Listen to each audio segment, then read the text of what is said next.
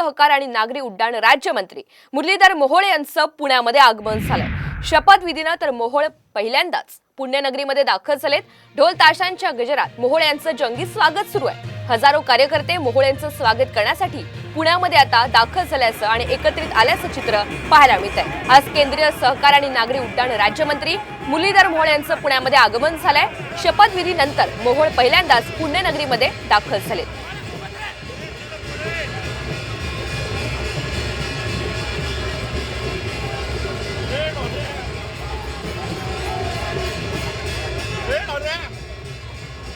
कार्यकर्ता म्हणून आज मनापासून हा सगळा आनंद आहे। स्वाभाविक आहे, दिलेलं काम करायचं, जबाबदारीनं पुण्याची आणि देशाची सेवा करायची। हे सहकार हा तर महाराष्ट्राचा आत्मा आहे।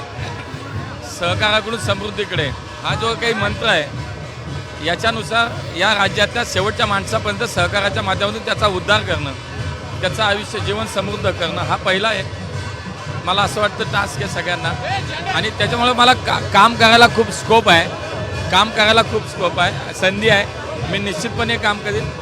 सिव्हिल एव्हिएशनच्या माध्यमातून सुद्धा या देशातील विमानसेवा ही अधिक चांगल्या पद्धतीनं देशवासियांना कशी देता येईल त्यासाठी प्रत्येक गोष्टीचा विचार सुरू आहे आणि त्याच्यावरती काम करणार। आता दिलेली जबाबदारी आहे, त्याच्यावर काम करणं एक कार्यकर्ता म्हणून दिलं आहे। मला असं वाटतं की हळूहळू बोलू, खूप काम करायचे, काम करता करता बोलू। कॅमेरामॅन आदर्श, सचिन जाधव, साम टीव्ही न्यूज, पुणे। सध्याची आपण पुण्याची दृश्य पाहतोय तर शपथविधीनंतर मोहोळ पहिल्यांदाच पुण्यनगरीमध्ये दाखल झालेत।